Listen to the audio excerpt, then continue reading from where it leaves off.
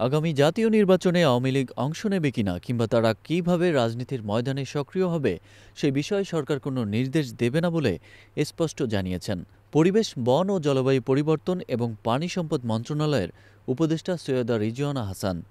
রোববার ২৬শে জানুয়ারির রাজধানীর গ্রিন রোডে বাংলাদেশ পানি উন্নয়ন বোর্ডের পানি ভবনে একটি কর্মশালার উদ্বোধনী অনুষ্ঠানে সাংবাদিকদের প্রশ্নের জবাবে তিনি এই মন্তব্য করেন। সৈয়দা রিজওয়ানা হাসান বলেন, রাজনৈতিক দলগুলোর সিদ্ধান্ত নেওয়ার স্বাধীনতা আছে। তারা নির্বাচনে অংশ নেবে কিনা এটা তাদের অভ্যন্তরীণ বিষয়।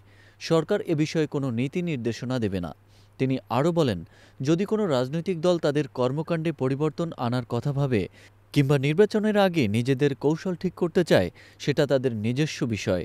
সরকার শুধু সুষ্ঠু ও নিরপেক্ষ নির্বাচন অনুষ্ঠানের দায়িত্ব পালন করবে। অপর এক প্রশ্নের জবাবে তিনি বলেন, কোনো উপদেষ্টা যদি রাজনীতিতে যুক্ত হতে চান তবে তাকে সরকার থেকে পদত্যাগ করতে হবে। সরকার এবং রাজনৈতিক দল একসঙ্গে মিশে থাকতে পারে না। এদিকে আওয়ামী লীগের সাম্প্রতিক রাজনৈতিক কার্যক্রমের বিষয়ে আলোচনা চলছে বিভিন্ন মহলে। বিশেষ করে বিএনপির পক্ষ থেকে দাবি তোলা হয়েছে, সরকার যেন তাদের রাজনৈতিক ভূমিকা নির্ধারণে হস্তক্ষেপ না করে।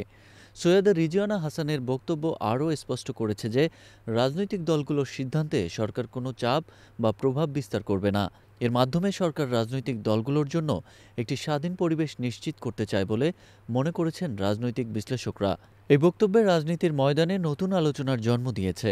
বিভিন্ন মহল থেকে বলা হচ্ছে, আসন্ন নির্বাচনে রাজনৈতিক দলগুলোর ভূমিকা নিয়ে আরও বড় মাপের বিতর্ক হতে পারে।